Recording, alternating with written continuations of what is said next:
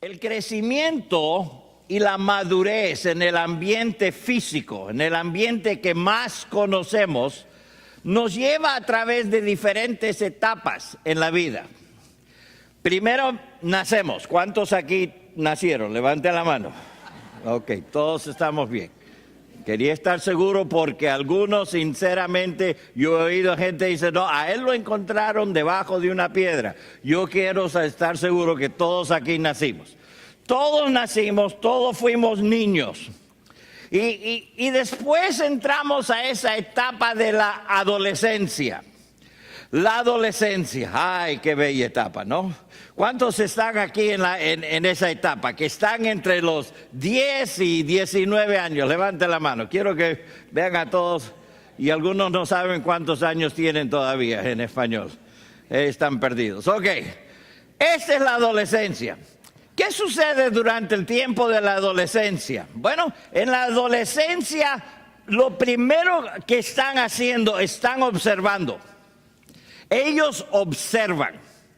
He notado que los jóvenes, aunque uno crea que no están prestando atención, ellos saben y ven lo que está pasando. Están observando a los mayores, están observando a sus padres. De niños no les quedaba otro remedio, ¿ok? Pero ahora ya no son niños. Ahora están observando y cuando observan están a la misma vez evaluando. Ahora están comparando a sus padres con otros padres. Están comparando a sus padres y lo que ellos dicen y lo que ellos hacen con lo que dicen y hacen sus maestros, o por lo menos durante el tiempo que los ven. Están comparando su manera de vivir, su manera de actuar, su manera de tratarlos a ellos y a otros. Siempre están en esa etapa de evaluando. Y hay jóvenes que ¿cuántas veces no han dicho, cuando yo sea padre eso nunca voy a hacer? ¿Cuántos dijeron eso de jóvenes? Eso no voy a hacer. Y algunas cosas después hacemos, pero otras cosas quedan bien marcadas. Yo no voy a hacer eso porque vi eso en mis padres y no me gustó cómo acabó la cosa. Eso no voy a hacer. Están observando, están evaluando. A esa etapa, sus amigos llegan a ser aún más importantes para ellos que sus padres. Y los padres se quejan. Ay, no, pero no me hacen caso a mí y lo que hace su amiguito y lo que están haciendo. Eso es normal. Acuérdese, cuando usted no tenía tantas arrugas, también era igual. Uy, ya me metí. Acuérdese cómo era la juventud. Acuérdese. ¿Por qué? Porque es una etapa muy, muy importante.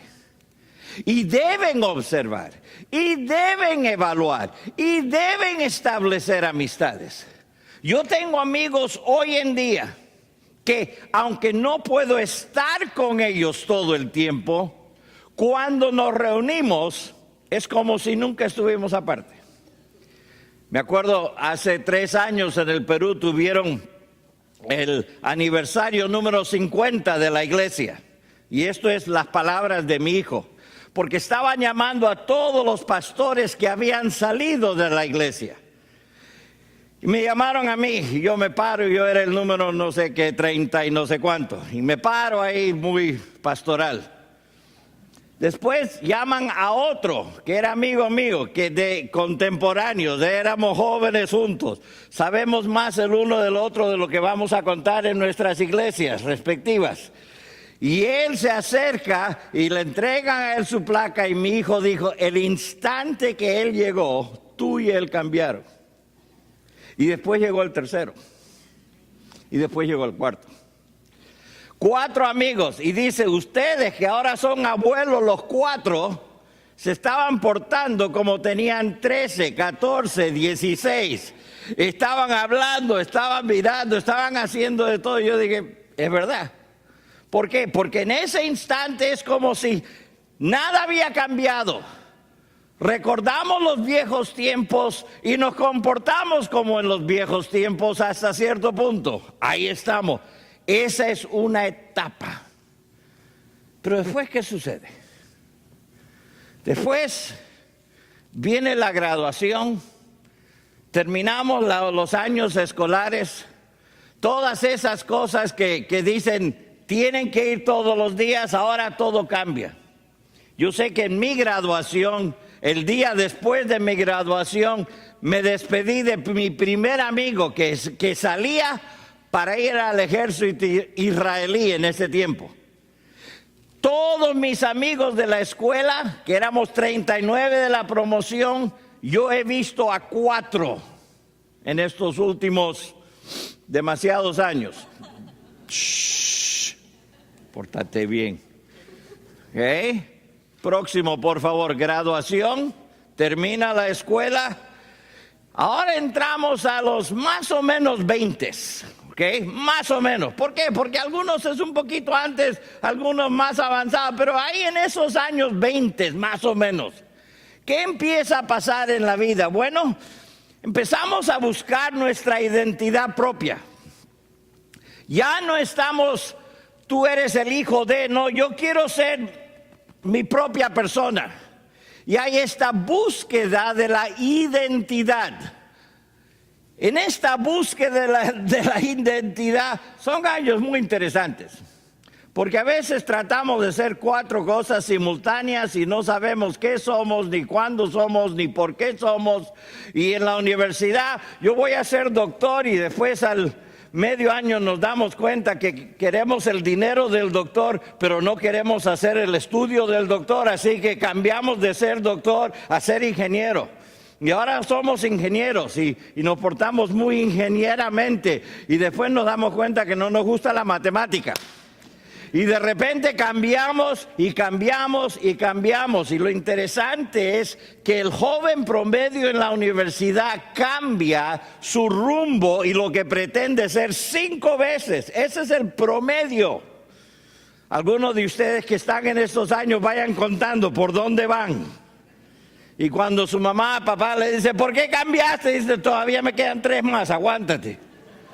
Si en menos de 5 voy mejor que los demás. Pero es esta búsqueda de identidad. Hay muchos experimentos que están sucediendo en este tiempo. Estamos viendo esto, lo otro. Son años aún más difíciles en muchas maneras, de más experimentos aún de lo que fue la adolescencia, porque en la adolescencia estábamos metidos por lo menos en casa, la escuela, todo. Ahora, si uno no quiere ir a la escuela, no va. Y cuando no va, tiene que pagar el mismo curso 3 veces, pero, hey, y las cosas es diferente, pero hay experimentos, pero se apoyan todavía en las relaciones, las amistades que tenían aquí. Pero después algo pasa. No sé, y como digo, un poquito más, un poquito menos, la vida de todos es diferente, pero cambia la etapa cuando bien por razones de matrimonio o de carrera, la vida cambia otra vez. Ahora ya no es si no quiero ir a clases, no voy, porque ahora si no voy al trabajo, ¿qué pasa? Me botan. Ahora cambia la cosa. Ahora tenemos muchas veces el matrimonio y ahora no es lo que yo quiero, es lo que queremos. O se supone que así sea. Y entonces hay estos cambios. Ahora durante esta etapa es cuando nosotros nos volvemos responsables por otros. A veces durante estos tiempos empiezan a llegar niños y ahora uno no sale cuando quiere. Uno ni siquiera duerme cuando quiere. Porque hay otros. Ahora hay otras personas en el trabajo mismo, son los que empiezan a llegar a esta edad que le dicen ahora, tú has estado en el trabajo unos años, ahora te vamos a hacer responsables por otros. El martes por la tarde estuve con mi sobrino Kyle allá en Atlanta y ese día le habían subido de puesto en el trabajo y él era ahora responsable por todos los edificios en la iglesia donde está. Y uno dice, ¿y eso qué tiene que ver? Bueno, déjeme decirles que ellos están haciendo una entrada nueva a la iglesia que es más grande que esta iglesia, que este edificio. Me dice, ¿has visto la sección nueva? No, déjame mostrarte. Añadieron 65,000 pies cuadrados aquí a este edificio. Y él está sobre todos. Él tiene un equipo que trabaja debajo de él y él tiene que usarlos a ellos. Y él tiene la gran edad de 30. Y dice, y soy el más viejo del equipo. Yo digo, y yo que le llevo el doble.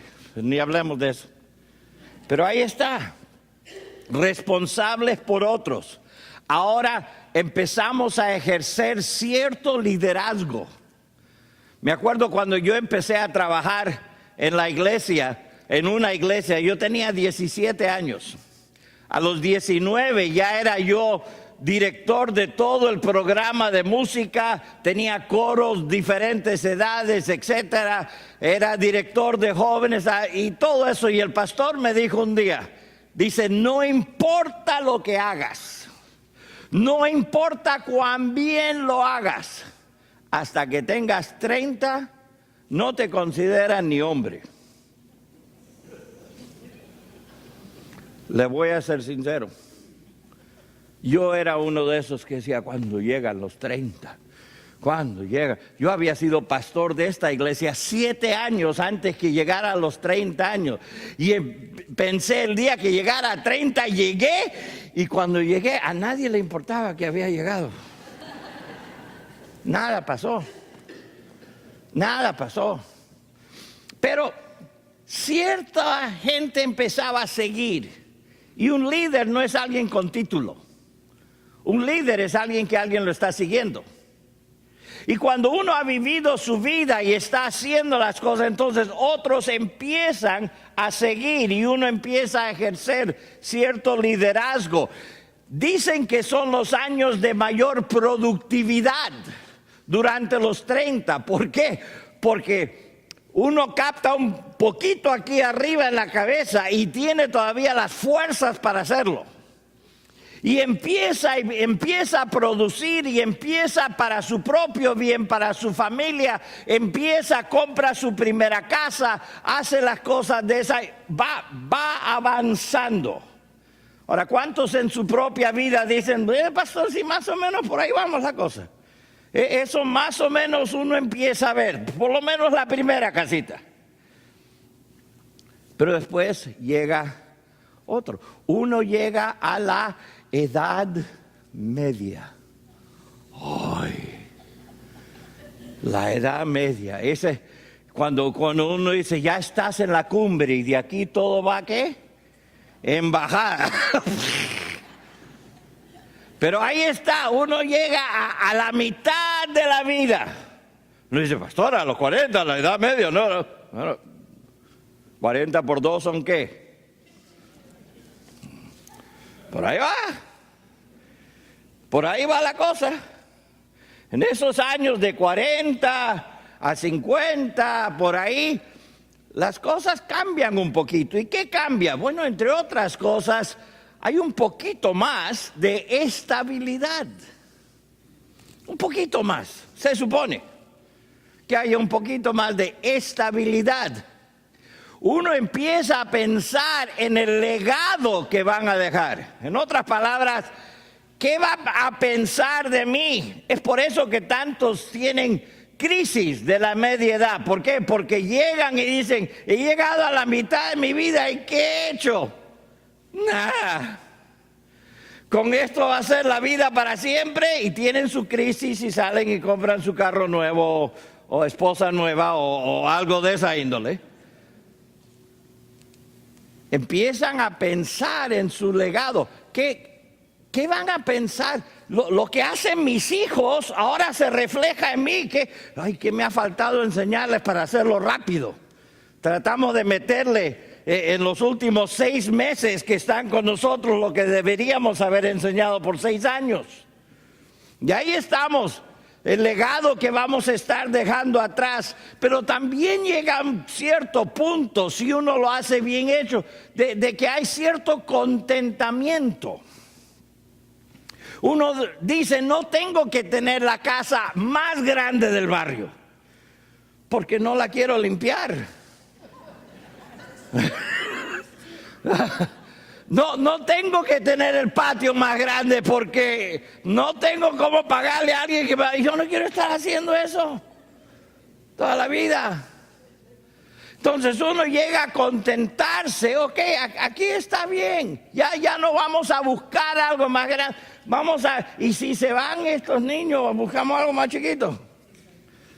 ¿Ok? Y después uno empieza a ver nuevos horizontes, porque muchas veces aquí, o un poquito más, ya esos niños que han demandado tanto de nuestro tiempo, por fin llega el punto que uno, como flechas, llega a un punto y dice, los puedo ¡ping! Soltar. Me acuerdo el año que terminó la escuela, mi hijo,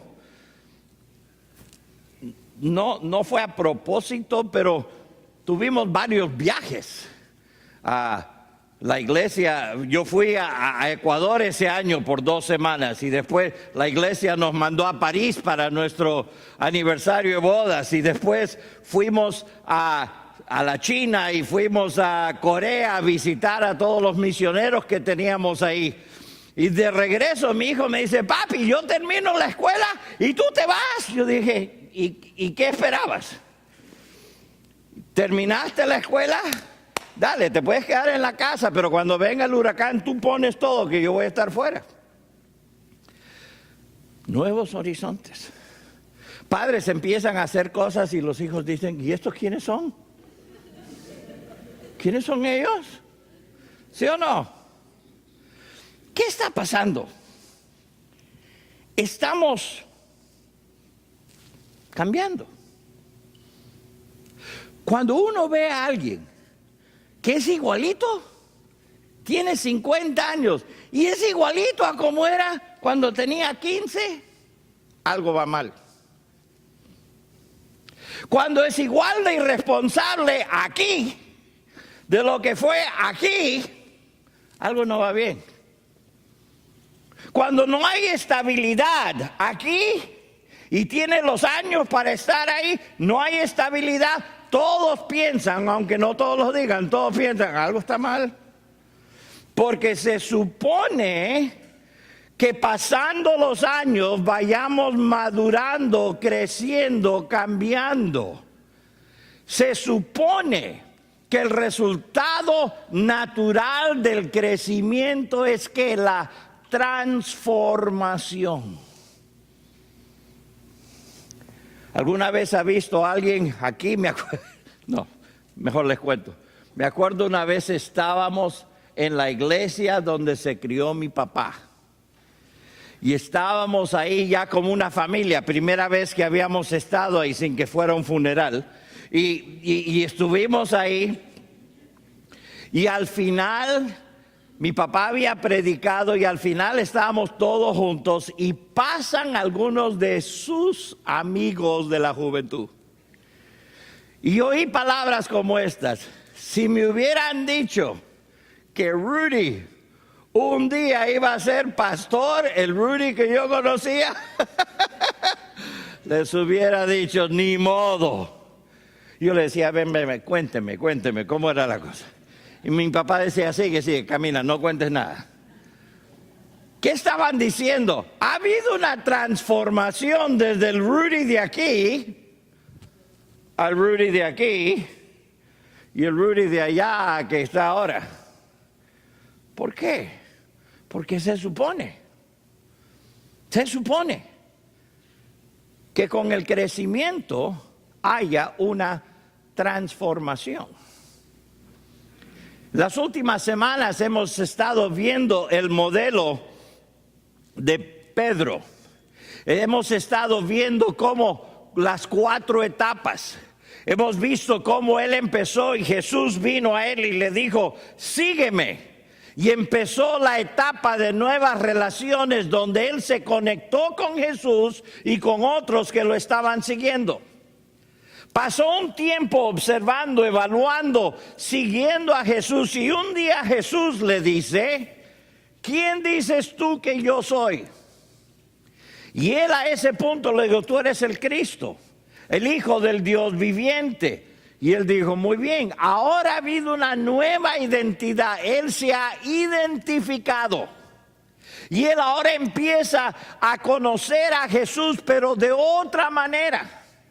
Él empieza a conocer quién es él ahora, como uno que está en Cristo, y todo lo que ha sucedido ha cambiado la cosa.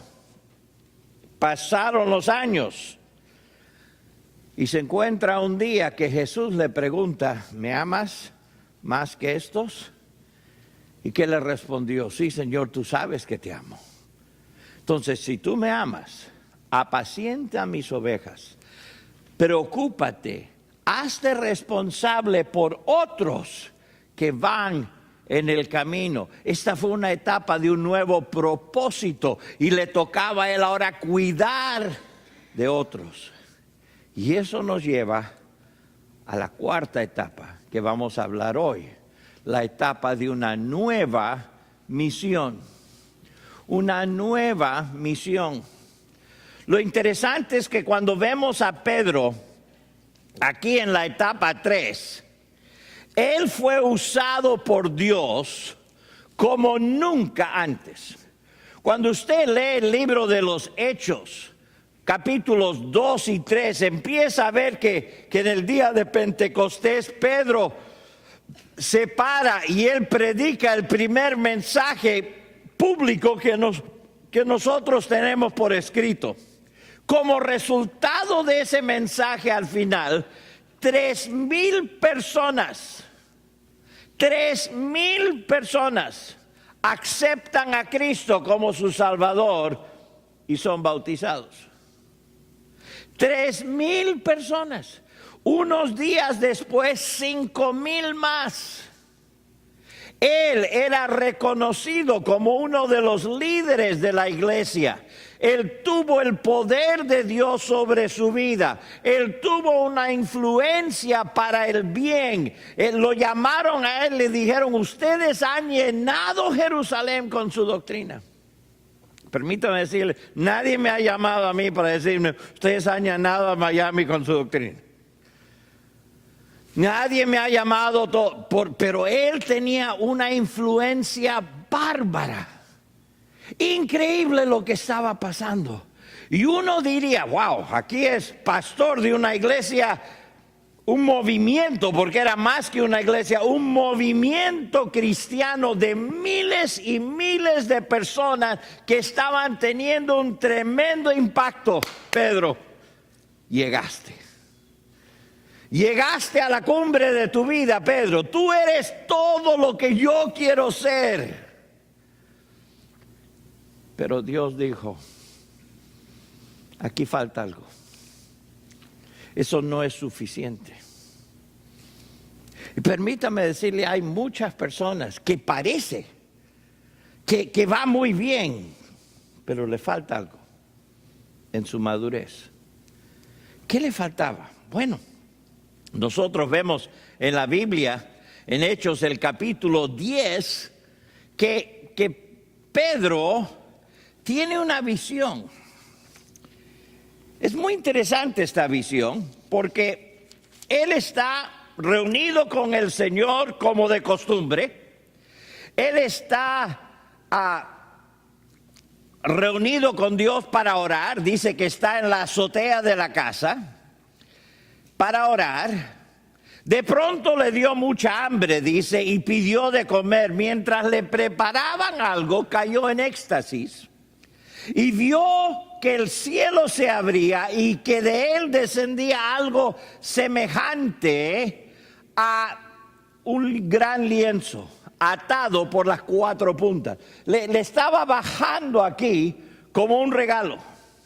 Y al llegar se le abrió y dentro del lienzo había toda clase de cuadrúpedos. ¿Qué son cuadrúpedos? animales de 4 patas, ¿ok?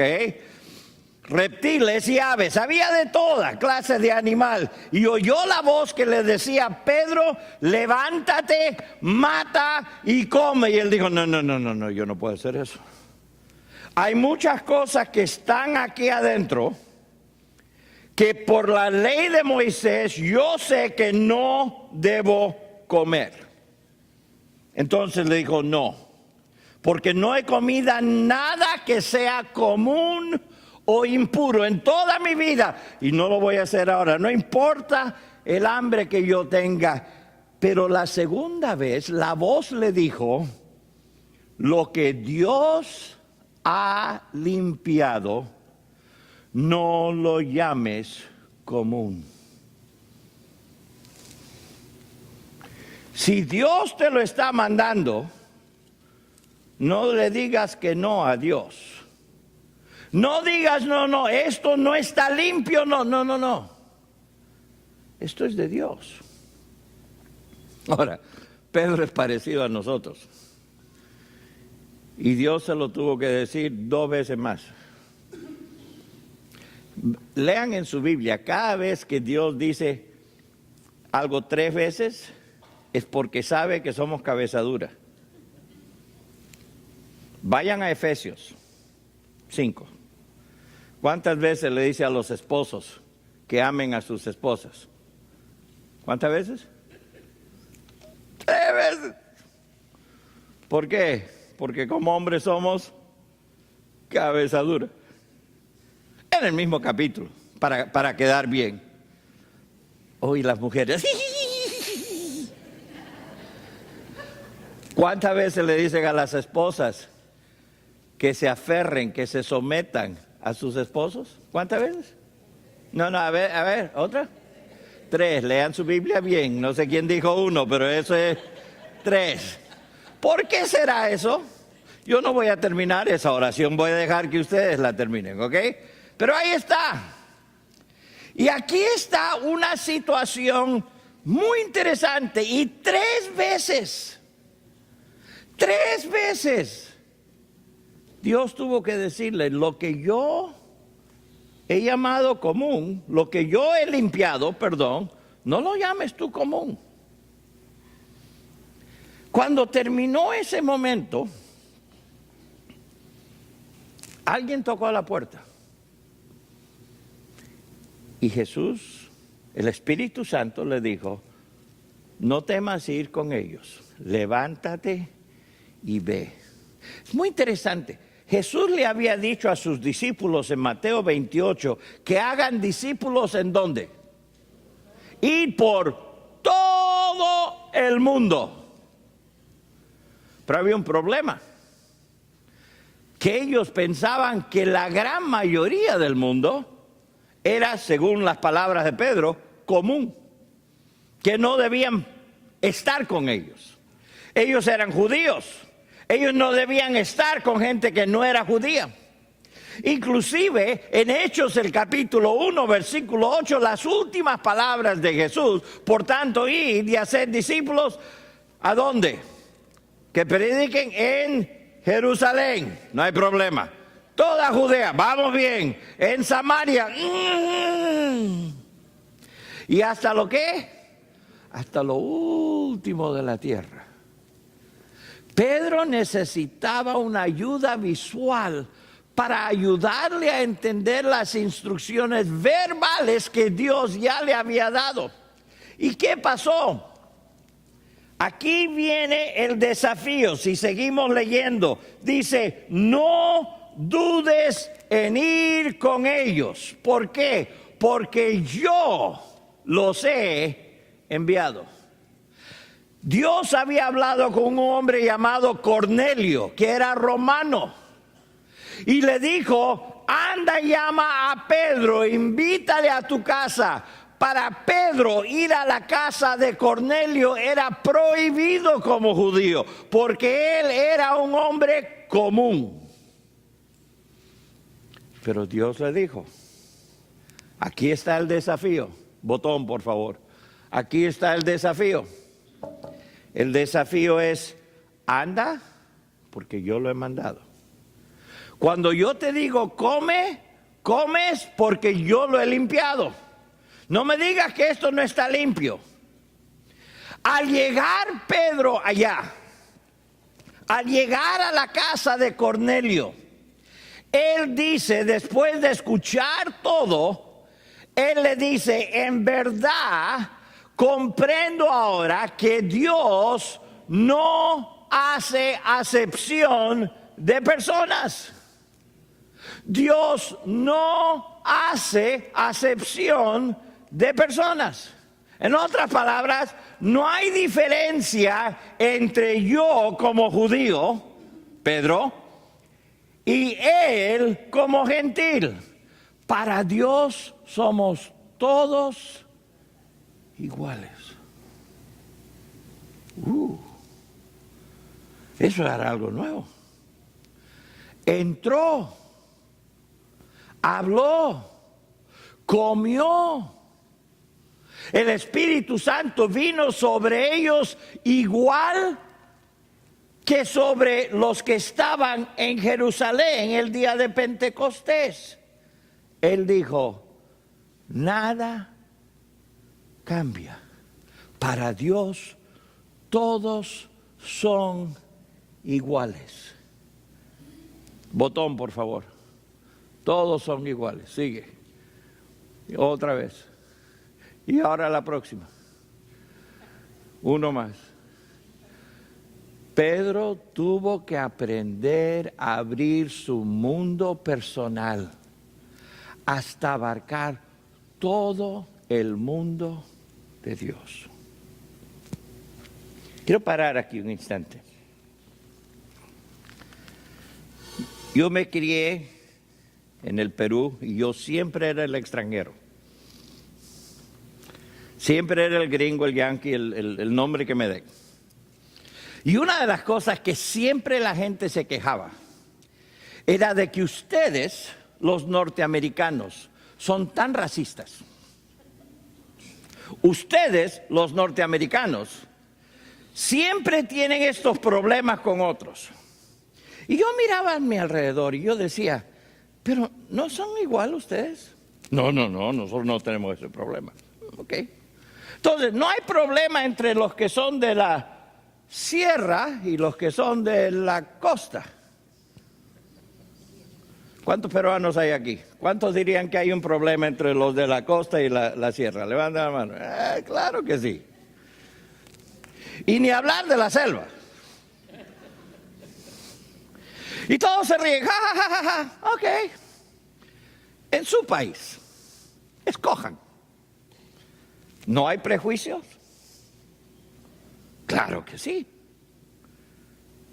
Claro que sí. Yo me acuerdo, aquí una de las primeras cosas que aprendí, con una familia cubana, su hija quería salir con uno que era chino. Y algunos decían, ¡ah! Y yo dije, ¿qué tiene un chino? Porque en el Perú chino hay hasta en la sopa. ¿Sí o no? Eso no era problema. Si uno se casaba con un chino, sabía que siempre había comida. Y buena. Pero encontré que habían ciertos prejuicios.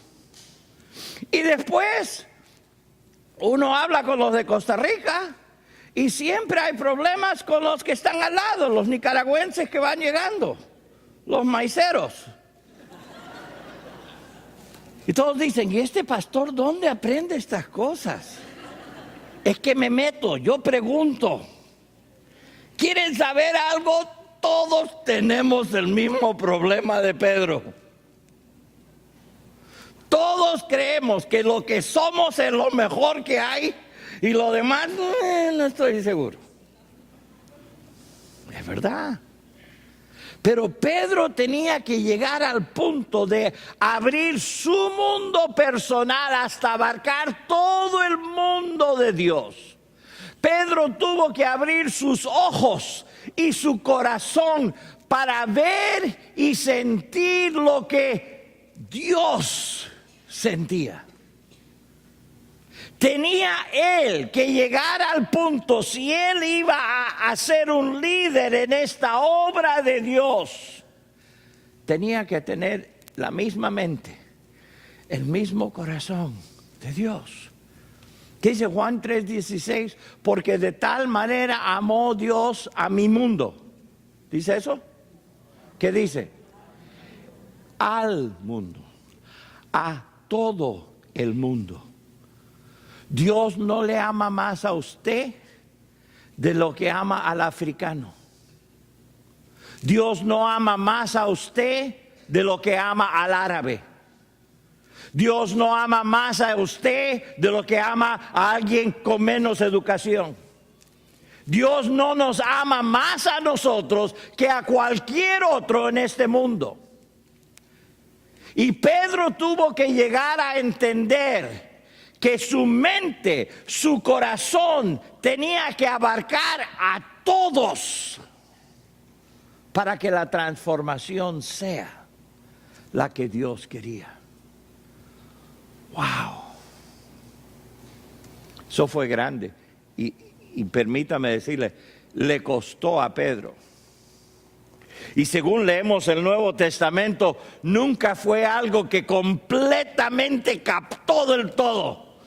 Porque hasta una vez cuando había una reunión de judíos y gentiles, y cuando estaban los judíos, Pedro se arrimó a los judíos y así menospreciaban un poco a los gentiles, y Pablo le llamó la atención. Él le dice, eso está mal. Y tuvo que reconocerlo. Está mal. Porque la mente, el corazón de Dios es para todos. Y esto fue una etapa para él de una nueva misión. Ya no era tengo que alcanzar a mi mundo. No, Dios quiere que alcance a todo el mundo. En el caso nuestro, ¿qué pasa aquí? Bueno, para nosotros la acción que nosotros debemos tomar es esta: ir. No más. Ir. ¿Para qué? Para atraer a otros a Jesús. ¿A dónde tengo que ir? Bueno, tal vez usted tenga que ir al patio al lado. Tal vez tenga que cruzar la calle. Tal vez tenga que cruzar el cuarto en la escuela o en el trabajo. Tal vez le toque ir más allá, o tal vez Dios quiere que usted vaya al otro rincón del mundo. No importa. Nosotros, nuestra acción es no quedarnos donde estamos, sino en ir. Vean esto, por favor. Dice, necesitamos tener el corazón de Dios. O para decirlo de otra manera, necesitamos tener un corazón misionero. ¿A qué me refiero cuando digo un corazón misionero? No significa que usted tiene que ir al otro lado del mundo. Pero esto es, aquí donde está, su corazón debe de ser, tengo que estar dispuesto a ir a quien sea. A quien sea. Wow.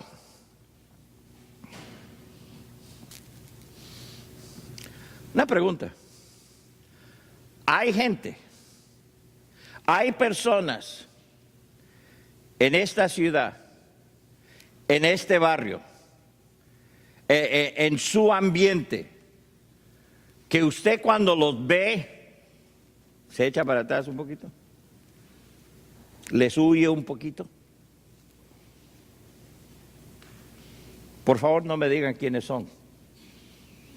Yo podría darles 4 o 5 grupos de personas y en por lo menos una le caigo a todos. Porque todos tenemos la tendencia de huirle. Yo pregunté el otro día en Pura Vida, le dije, ¿qué pasaría si en rumbo a la iglesia alguien un día se le llena el corazón por toda esa gente que está parada en las esquinas pidiendo dinero. Le dice, mira, si me acompañas a la iglesia te compro el almuerzo, y los traen aquí. ¿Qué pasa si alguien entra con 20 personas de la esquina? ¿Qué harían en la iglesia? La primera palabra que salió, si bien recuerdo, algunos dijeron, bueno, algunos se van a sentar al otro lado del edificio.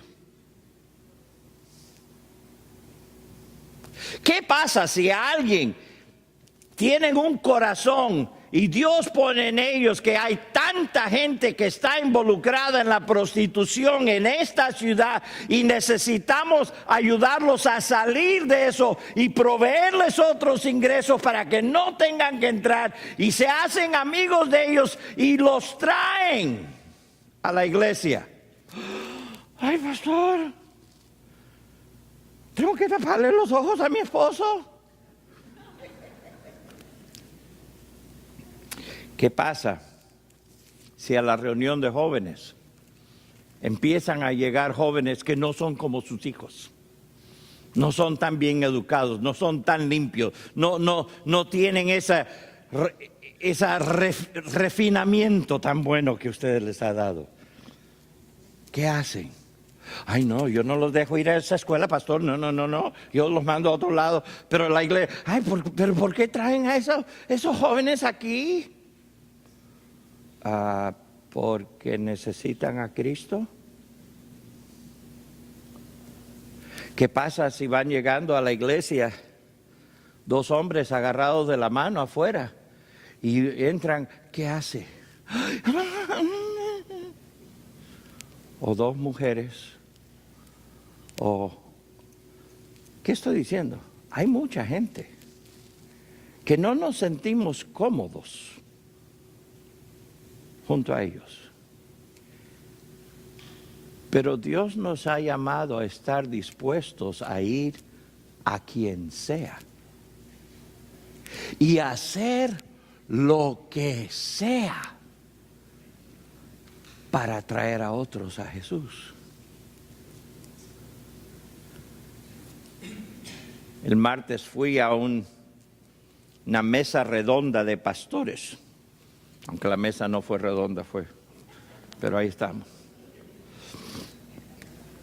Al entrar a este edificio, había un letrero grande que decía, whatever it takes, lo que sea. Y el que nos estaba dando el tour del edificio dijo, han visto eso afuera y lo ven aquí adentro, porque nosotros queremos hacer lo que tengamos que hacer para alcanzar a la gente perdida con el Evangelio de Cristo Jesús. Lo que sea. Dispuestos a ir a quien sea, dispuestos a hacer lo que sea y dispuestos a, ir donde sea. La película que vi el miércoles en la noche, había un policía de la ciudad de Reading, Pennsylvania. Y él estaba contando que en el grupo de policías donde él está, 6 policías se habían suicidado en los últimos años. 6 de sus compañeros que se habían suicidado. Dice, pero lo trágico es que ni puedo invitarles a la iglesia. Porque me van a decir, iglesia, olvídate de eso.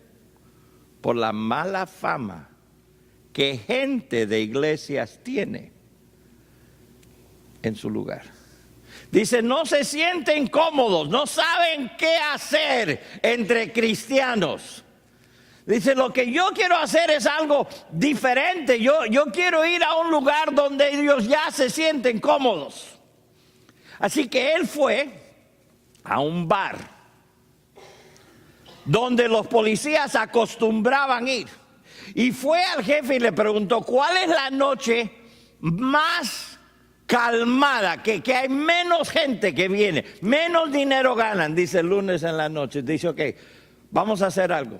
Yo voy a traer gente los lunes en la noche. Yo lo único que te pido es esto.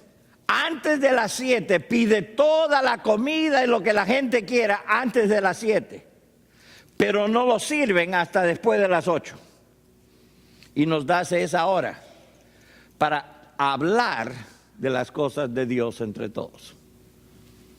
El jefe dijo, ¿está bien? Y empezaron a hacerlo.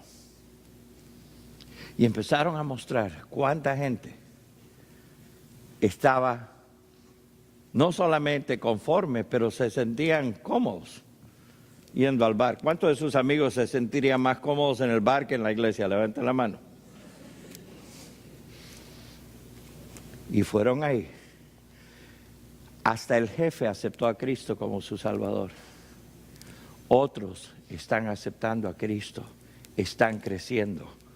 Algunos están empezando a seguir a Él. Algunos están dando ese nuevo paso, esa conexión. Algunos ahora están declarando su fe. Y gente que está aquí se están responsabilizando por ayudar a esta gente que con solamente oírlos uno sabe que no son como la gente de la iglesia. Ellos vienen de otro mundo, pero están dando los mismos pasos que dio Pedro. Ay, pastor, pero yo no creo que debemos ir. Ahí está el problema. Ir a quien sea, hacer lo que sea e ir donde sea para traer a otros a Jesús.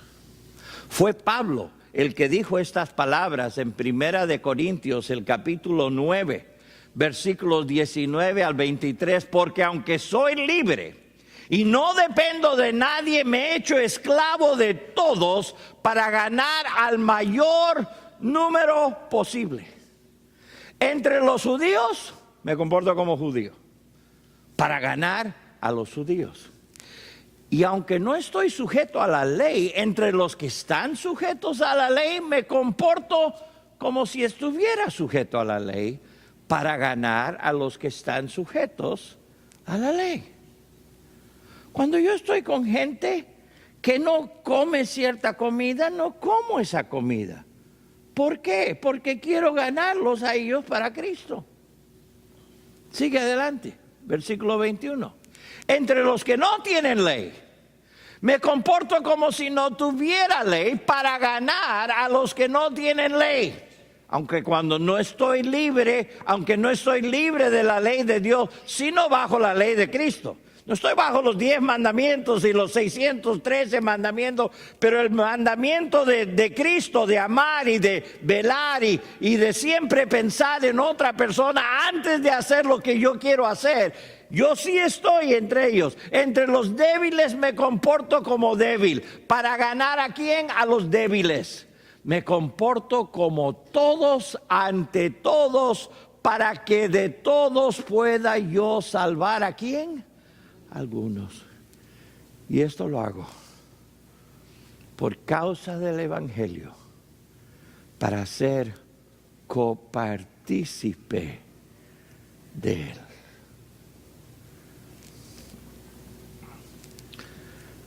Cuando yo llego a conocer a alguien, los conozco por primera vez,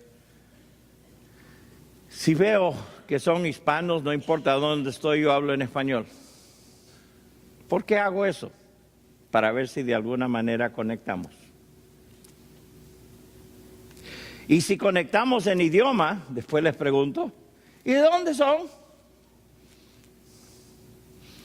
Si me dicen, colombianos. Bueno, yo sé que no todos los colombianos son iguales, he aprendido. Entonces le pregunto, ¿de qué parte? Y me dicen de qué parte son. Cuando me dicen de qué parte son, si he estado ahí, siempre digo, yo estuve ahí. Cuando uno hace eso, ¿qué pasa? La conexión es más todavía. Ahora, cuando me dicen soy de Cali, le digo, qué bonito es Cali. Y todo el que es de Cali va a decir, ay, este conoce mi tierra. No, yo estuve en el aeropuerto de Cali, todo lo que vi era muy bonito.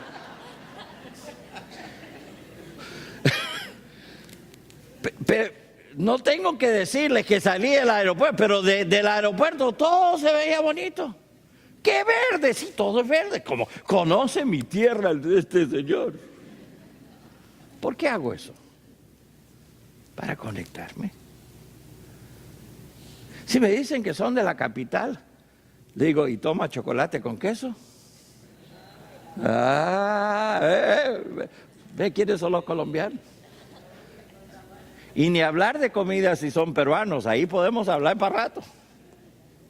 ¿Por qué? Porque mientras más uno se puede conectar con alguien, más está la posibilidad de abrir la conversación para hablar de las cosas que más importan. Una pregunta. ¿Tiene usted cerrado su corazón para alguien o para algún grupo de personas en este mundo? Si su corazón está cerrado, si usted dice, no, que otros traten con ellos, le puedo decir algo, usted no está aquí todavía. Porque para llegar aquí, para llegar a la medida de la estatura, de la plenitud de Cristo, tenemos que tener un corazón como lo tiene Cristo. Tenemos que estar abiertos a quien sea. Tenemos que estar dispuestos a ir donde sea. ¿Para qué? Para que ellos conozcan a Cristo como su Salvador. ¿Qué le pasó a Pedro? Pedro, conocido en el libro de los Hechos como un hombre sin letras, ¿vean? Y del vulgo, que era el vulgo de esa gente. No solo era sin educación, sino que cuando uno lo ve en los evangelios, a menudo parece que es alguien que habla o actúa sin pensar, ¿sí o no? Ay, Pedro, ¿por qué haces eso? A menudo uno lo ve como alguien impulsivo, casi cobarde a veces, como una montaña rusa de emociones. De hecho, Pedro nos cae bien a todos. ¿Por qué? Porque es muy parecido a nosotros, ¿no es verdad? No somos como Pablo, porque no hemos matado a gente que seguían a Cristo, pero Pedro sí, ya le has negado, bueno, sí, en una o dos ocasiones, sí. Has metido la pata las 4. Has dicho cosas que después querías, sí, sí. Cada vez que veo a Pedro, me acuerdo de mí mismo. Él estaba lleno de imperfecciones y con todo eso, Jesús lo amaba, Jesús lo buscaba. Cuando caía, Jesús lo restauraba y lo usaba para hacer grandes cosas para el reino de Dios. ¿Se acuerdan cuando Jesús dijo, esta noche vienen a llevarme y todos ustedes me van a abandonar? ¿Y qué dijo Pedro? Yo nunca te abandonaré. Ay, Pedro. Si el que sabe todas las cosas te está diciendo algo, quédate callado, Pedro. Pero somos así nosotros, ¿no es verdad? Y él saca su espada, le corta la oreja a Malco, ahí está en medio de todo. Pero ese mismo, cuando escribe Primera de Pedro, oyen lo que dice: por tanto, ceñid los lomos de vuestro entendimiento, sed sobrios y esperad por completo en la gracia que se os traerá cuando Jesucristo sea manifestado. Dice, pero ¿quién es ese? No, el que sacaba la espada, que si hubiera los demás sacado la espada, lo matan entre todos, pero ahí está Pedro. Y él dice, no, cálmense, confíen en Jesús, confíen en la esperanza, confíen, sean sobrios. ¿Se acuerdan cuando le negó a Jesús 3 veces? Después que Jesús le dijo, me vas a negar, y él dijo, yo nunca te negaré. Ay, Pedro. Al llegar a Primera de Pedro, en el capítulo 1, él dice, en lo cual vosotros os alegráis ahora, aunque por un poco de tiempo, si es necesario, tengáis que ser afligidos en diversas pruebas, para que sometida a prueba vuestra fe, mucho más preciosa que el oro, el cual aunque perecedero se prueba con fuego, sea hallada en alabanza, gloria y honra cuando sea manifestado Jesucristo. ¿De dónde salen esas palabras? De un hombre sin letras, del vulgo que mete la pata en todo, que saca la espada, que hace. ¿Y de dónde saca él estas palabras? Aquel que en una ocasión se atreve a decirle a Jesús que lo que está diciendo está mal. Y Jesús le dice, apártate de mí, Satanás. Cuando le dan a uno el título de Satanás, ¿algo va mal? ¿Esto no va bien? Aquí está Pedro, casi al final de su primer libro, y dice, sed sobrios y velad, porque vuestro adversario el diablo como león rugiente anda alrededor buscando a quien devorar, al cual resistir firmes en la fe, sabiendo que los mismos padecimientos se van cumpliendo en vuestros hermanos en todo el mundo. ¿Qué le pasó a Pedro entre los evangelios y ahora que está escribiendo las cartas de primera y segunda de Pedro? ¿Qué le pasó? Pedro fue transformado a lo largo del camino. Fue transformado a lo largo del camino. Ya no era el Pedro de aquí. Ya no era el mismo. La gente que lo conocía aquí ya de mayor, que lo había conocido allá, como le dijeron a mi papá, nunca me hubiera imaginado en esos años que tú hubieras acabado aquí.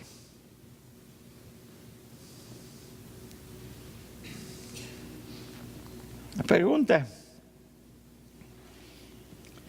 mientras Pedro respondía al llamado que le hacía Jesús, mientras Pedro respondía a las preguntas que le hacía Jesús, mientras Pedro respondía a los mandatos que le había dado a Jesús, cuando él respondía al desafío que le dio Jesús, todo eso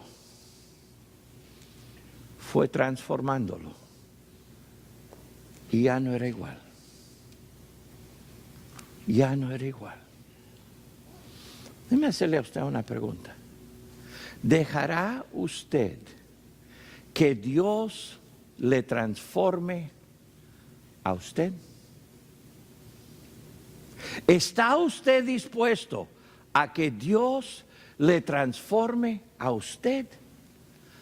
Llevándolo a través de cada una de estas etapas.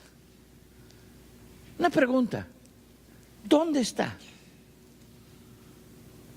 Si yo le pidiera a usted, dígame, ¿dónde está usted en su crecimiento? ¿Está usted aquí?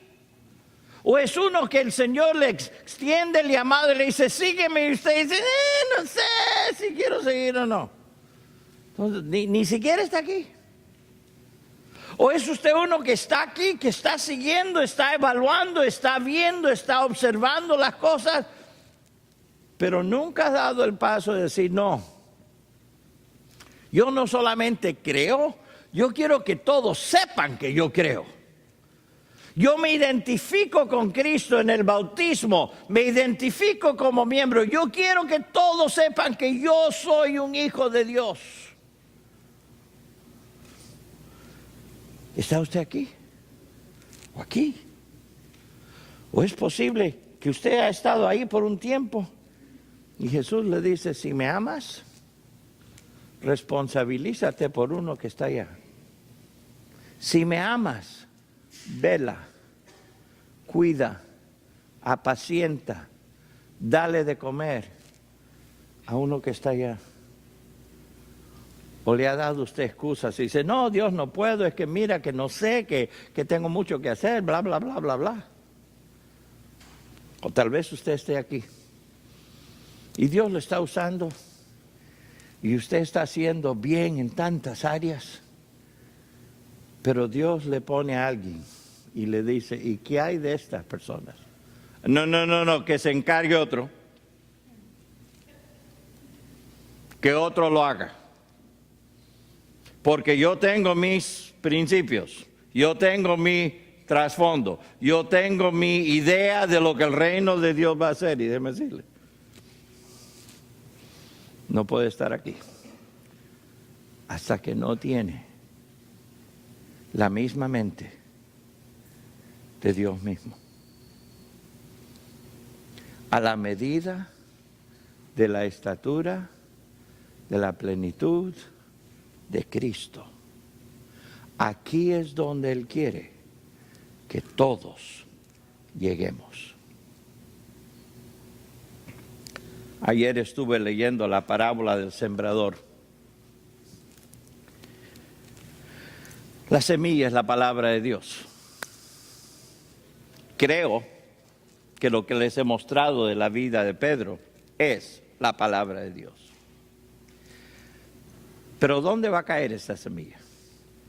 En un corazón duro que dice, no, yo eso ya sé, bla, bla, bla, no me importa, yo sé cómo le han dado la vuelta. ¿Ok? Satanás viene, se lo lleva, se acabó la cosa.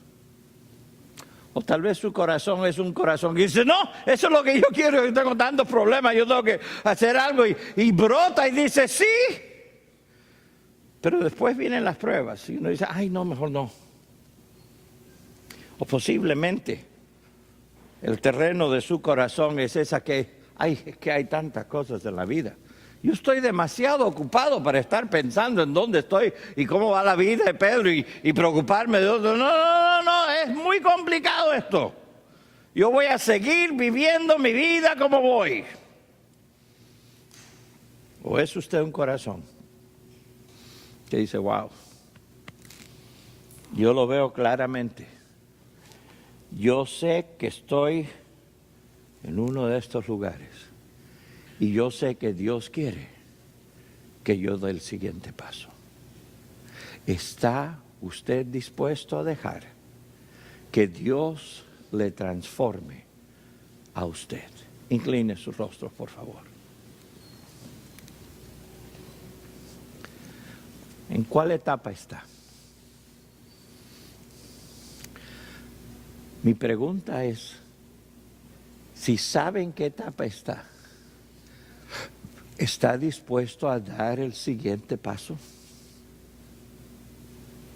Si usted dice, pastor, yo estoy en esta etapa, pero quiero dar el siguiente paso, levante su mano y yo quiero orar por usted. Yo sé dónde estoy y quiero dar el siguiente paso. Gracias.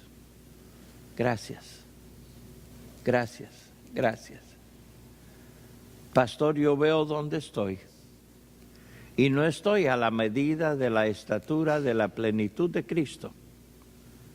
Y yo estoy dispuesto a dar el siguiente paso. ¿Habría alguien más? Gracias.